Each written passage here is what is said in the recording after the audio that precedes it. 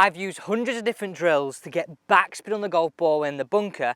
This is the one I keep coming back to. I'm Alex Elliott, top 50 world coach. And this is a prime scenario where you need that shot. Change the idea of trying to hit the leading edge with the golf ball or the middle of the club. I want you to try and feel you're going to hit the ball with the back edge. Sounds weird, but it works. And I know the idea of this focus point is quite strange, but after testing with hundreds and hundreds of students, what I found is this automatically gets you to move the arms and the body in the right way.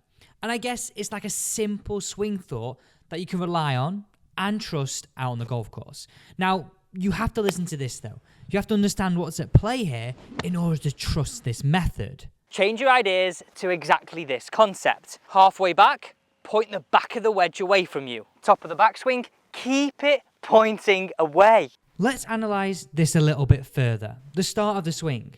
What's actually making the face open? Well, we should really feel one starting with an open face, which we will cover the exact setup later on in this video, but we should feel some cupping of our lead wrist, and essentially that's the knuckles getting closer towards your wrist. And this should continue to be at play throughout the backswing all the way to the top. And this is how we're keeping loft on the golf club. And this is how we're keeping the back edge pointing away.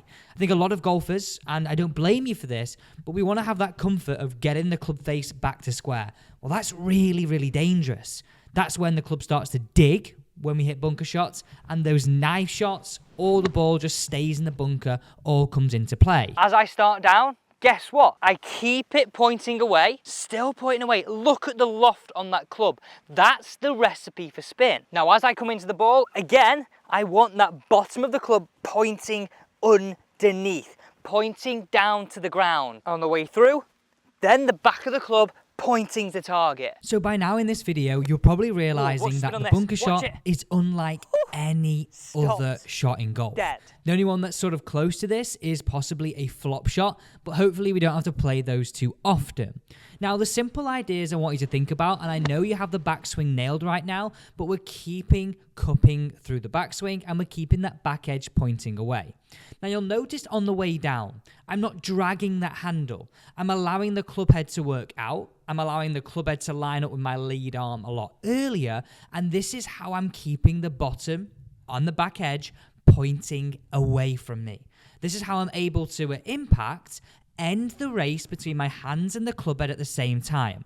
And I absolutely love that analogy. Just keep watching this. Watch my downswing. I'm keeping the back edge of the golf club pointing away, and I'm ending that race between my hands and the club head at the same time. I'm not trying to win the race like I would in an iron shot. I'm not trying to get the club head to win the race either. I want the race to end with my hands and the club head at the exact same time, and that's key. However, after impact, you'll notice here, I'm really getting the club head to overtake my hands relatively quickly. And the simple swing thought that I promised you at the start, where the back edge is pointing away, is absolutely crucial to allow this to happen. Just really simply, look at these clips right now. Look how this compares to potentially your concepts that you had at the start. But also look how this compares to what you're actually feeling in your swing. Hopefully it's completely opposite to what you were doing, because I know you clicked on this video because you're having trouble. Now, we've not finished here. Oh my, watch this shot again, watch how it lands and stops. But more importantly, let's replay that swing in slow-mo.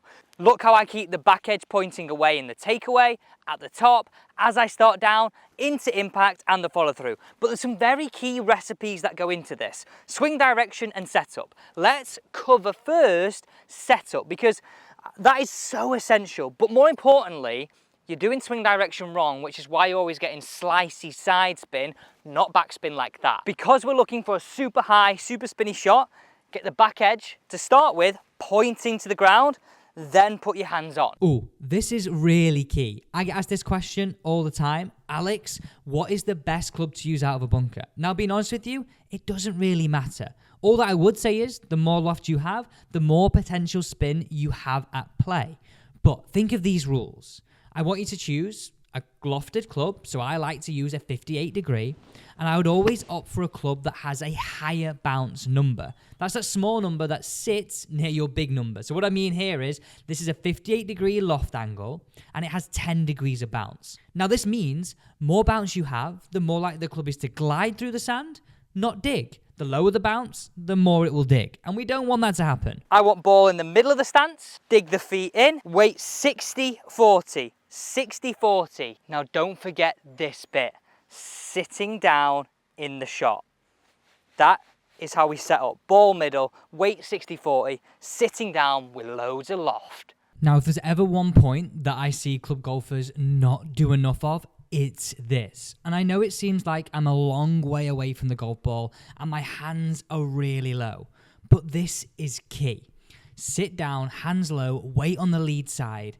The lower you put your hands, actually, the more square your face becomes.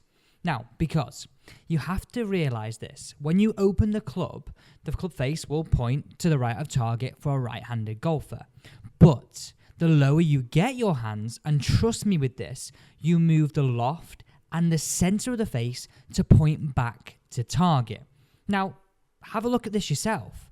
Next time at the golf course, open the face, put the hands really high, and see what happens to the face. It will continue for a right-hander to point further and further right. But the lower you get your hands, the more the loft points back to target. And this is so key. If we want to create spin like I'm showing you right now, you have to get this point nailed. Let's now think of the clock face, and wow, you will love this. Now I absolutely love this concept to work on our swing direction. Let's think of the golf ball in the center of a clock face. The top's 12, here's 3, this is 6, and here is 9. Too many of us are swinging from 2 to 8. And let me stop you right there. Now, I know you're probably thinking you've been told in maybe countless other videos or even potentially by your pro to swing across the golf ball and create more spin. Well, what happens here is if you've got an open face and you swing so far across the golf ball, as I'm illustrating here, you make too much of a glancing contact on the golf ball to create any spin at all. You also will find it so hard to even get enough momentum on the golf ball to get it out. You have to lose the idea of swinging across the golf ball to get it out. Let me take your mind back to earlier in this video when I told you to open the face and get the hands low. You now are creating a more repeatable pattern that you can trust. And the recipe for spin in any bunker shot is loft, speed, and this is what you need. And with that, you need a good setup as I've shown you and committing to the shot. I really need you to swing 3 to 9. 3 to 9 with what I've just said. Oh, watch the spin on this. Woo! Just like that. So swinging 3 to 9 really allows you to develop speed, spin, and commitment in the shot. So think no longer swiping across the golf ball, but more 3 to 9 with the hands low. And I can assure you, you'll get loads more spin, loads more confidence, and you get it out first time every time. Thanks so much for watching.